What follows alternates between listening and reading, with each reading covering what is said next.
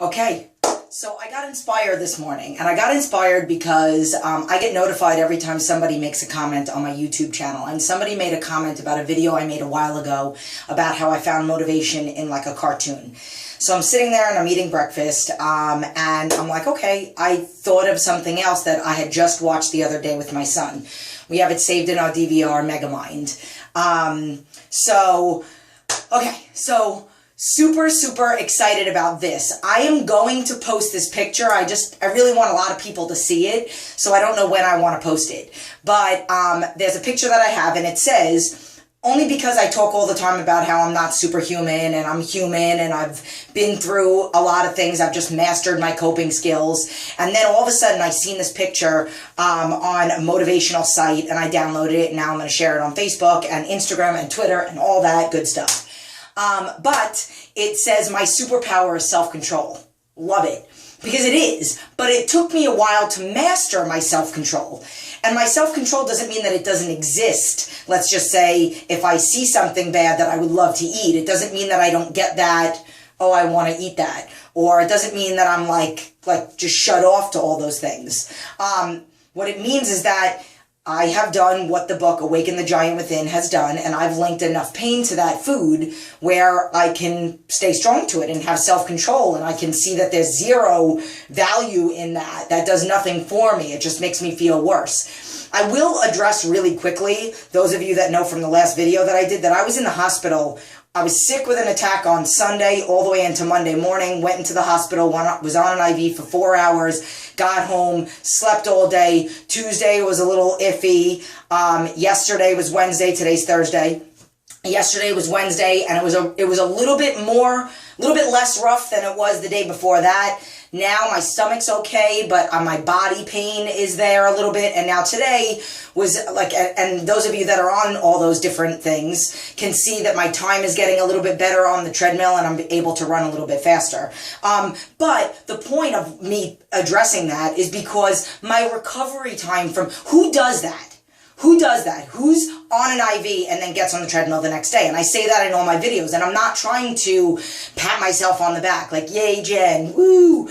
I'm just trying to say that I can recover quickly from illness, from if I get a cold. I'm not sick for very long, or even if I am sick, I could still do stuff. I could still run. I had bronchitis and I was running on the treadmill. And it's because I'm healthy all the time. I bounce back that much quicker. Might not be 100%, but who's even able to bounce back as quickly as I'm able to? And also, I mean, not only physically, internally am I healthy and consistent, and I treat my body good, and that's why I bounce back from being down like I was so quick, but you also have to have that mental strength. And that comes with the picture that I posted this morning, that a lot of the times, psychologically, we check out way before our body does. And that is so beyond true.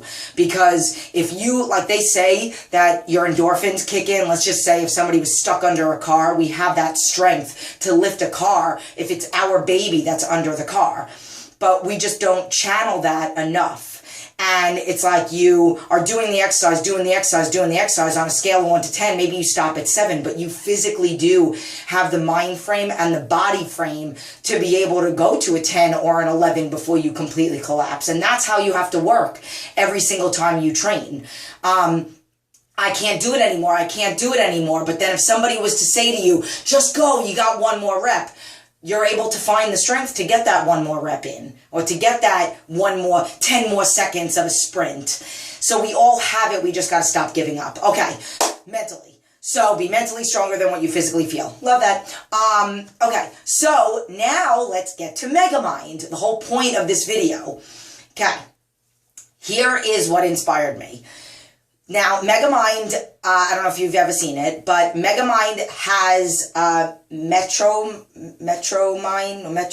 The guy that looks like Sylvester Stallone, and he's the superpower guy, Megamind, and oh my God, I forgot his name, but it really doesn't matter. So he fakes his death, whatever. And then there's this young reporter guy that's in love with the girl, and Megamind needs somebody to fight because he thinks that he killed the hero.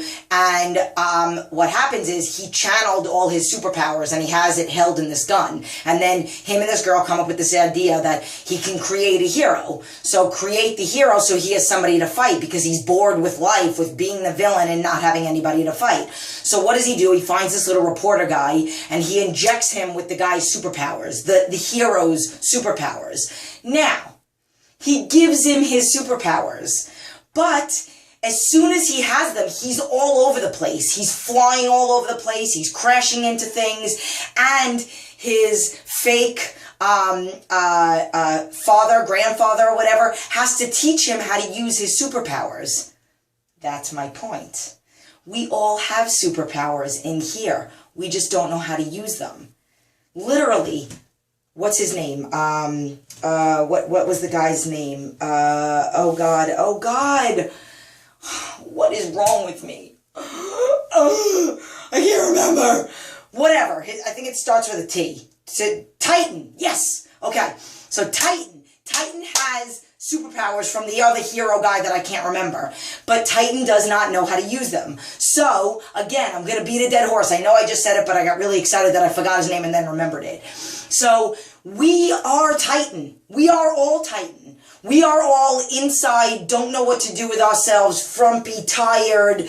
We all have that lazy gene. We all have the capability to be lazy, but we also all have the capability to be phenomenal. We all have superpowers. I have the superpower of self-control. I have the superpower of trying to be mentally every day. I have to be mentally stronger than what I physically feel because every day I'm in pain. I really can't wait to do this video with my mother so you guys can see that this is not who I was 13 years ago. And if I can get through it, then so could you. That's why I posted my story, jenn.m.aguirre.com, jenn.m.aguirre.com, and read Who's Jen, top tab on the left. If I can get through it, then anybody can. So we just have to learn how to use our superpowers. We have to learn what our coping skills are. We have to learn what works for us. We have to learn if we know that we're weak to this. Stop marinating in your pity for you. I feel sorry for myself and I don't know how to do this and I don't know how to do that. Do something about it. You know that you're weak at dinner. So don't eat dinner in your weak spot. Go eat dinner outside with somebody else. Get yourself prepped. I teach you about how you have to eat and do something right after. So before you start eating, because once we put the fork in our mouth, we're never going to stop. So have a game plan for right afterwards. Prep your food for the week. There's nobody that can tell me they don't have 45 minutes out of the whole 7 days a week. They don't have 45 minutes to prep. I've done a video on it. I'm giving you the tools. Now stop. Stop crying and do something about it. This literally also goes to the video that I made that I know I lost some people, but I'm sorry. You want to know what? I gained a lot more respect from other people. First time, shame on them. Second time, shame on you. So that whole issue with like, you know, you do something, whatever, you saw that video, but that's not the point. The point is that we all have to stop marinating in our misery. We all have to start doing something about it. Oh, you had a troubled childhood? Oh my God. Boo-hoo. Stop crying and do something about it because we all can have a better situation. We all have superpowers. Listen, I'm going to say it again, okay? We all have superpowers. You just got to learn how to use it. Channel it, dude. Just channel it. We all are capable of greatness. I'm totally beating a dead horse. There's no point. There's like an extra minute to this video of me saying the same thing. But I have got to beat it in your head. Me saying it over and over again is like you saying it over again to yourself. You have to do the fourth component of fitness, emotional exercises. Every morning, every night, you say to yourself in the mirror, I am strong enough. I am a superhero. I am destined for greatness. I'm going to do something today that's going to get me closer and closer to my goal. I'm going to set myself up for success. I'm going to stop being a weenie about my issues and start doing something about it. If you have kids, you have got to teach these children what to do better than making excuses. I apologize if I've offended you in any way, if I'm talking about your family now, but you can be a better parent if you lead by example. If you talk about, I can't do this, I can't do that, I can't do that, then you better believe when your son has a thesis paper or your daughter has something that they need to do and it gets just a little bit too hard, what do you think they're going to do? Oh, I'm sorry. I think they might actually stop and say, I can't, because they learned it from mommy and daddy. Wow, it's getting real now, okay? It was about Megamind, and now it's getting real. So, I'm going to leave you on that note, because some people might have shut it off already. But I do it because I love you. I do it because there's a picture actually that I saw on Facebook, and it's a woman doing a push-up, and her 2 little girls are standing behind the doorway, and it says, don't stop, it says something like, don't stop when you're tired, stop because you know who's watching you, like your kids. I mean, some of you are not always in the gym, but what you don't realize is when nobody's looking, and when you don't know if anybody sees you and you stop, or if you're in a group setting and somebody tells you, or you're in a boot camp, or you're in my session and I tell you to do 20 reps and you stop at 19, you know you stopped at 19. I do too. But maybe you're a boot camp person, or maybe you're doing your own workout and you planned it and you stopped early. You know, whether your kids, a significant other, somebody that's inspired by you, a partner that you're working out with, anything, or just you alone, you know that you stopped. And that in some way, shape, or form feeds out into all aspects of your life in reference to what you do, your job, your house, your family, everything. So don't cut corners on anything. First on you. Because the second you start cutting corners on you, you'll start cutting corners everywhere else. I promise you that. I hashtag this all the time, 100% or nothing less. Nothing less than 100%. So every day I do my workout, I do it nothing less than 100%. Every day I go into jiu-jitsu, which is why I love that place, because my coach has the same philosophy. We don't do tournament training, we train 100% every day, which is why tournaments are easier than other people that just roll and drill maybe, and they don't necessarily do tournament style like we do. Not dogging anybody, I love this style. Somebody else might like a different style, but this is just how I roll. Nothing less than 100% with everything you do when you prep your food for your health. Nothing less than 100% when you're reading with your kids, doing homework with your kids, doing your laundry, I mean, like cleaning your house, anything. It all rubs off, and eventually all those little corners are going to start cramping in on you, and you're going to feel totally overwhelmed. And that's because all those corners were cut, and now the space is getting smaller and smaller. So I'm going to leave on that note because I got to shower. My shorts are soaking wet, and then I got to go change some lives.